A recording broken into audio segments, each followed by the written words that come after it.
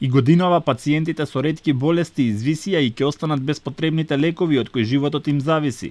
Од Сдруженијето Живот со предизвици велат дека тендерот кој бил распишан не ги задоволува потребните количини и дека за некои од пациентите има само за 9 месеци. Проблем се јавува и со нивната дистрибуција.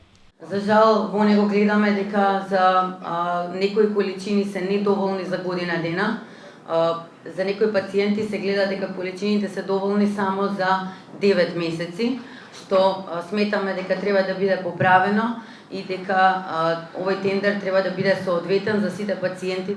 Знам дека институциите некако тешко го прифаќаат моментот на децентрализација, лековите се скапи, дистрибуцијата не е едноставна, но не само за ретките, туку и за честите болести.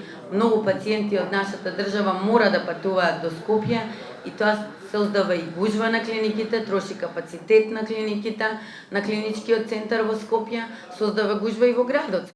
Пациентите велат дека засега нема никаква промена и во позитивната листа на лекови. За било какви промени ќе треба да се почека по изборите, зашто техничката влада не може да прави какви било интервенции.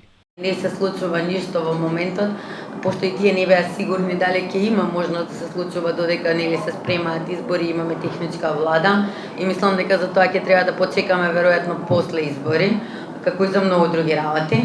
Инаку во Македонија има околу 2000 пациенти со околу 300 различни ретки болести. За дел од нив воопшто нема терапија, а за поголем дел таа е недоволна и несоодветна.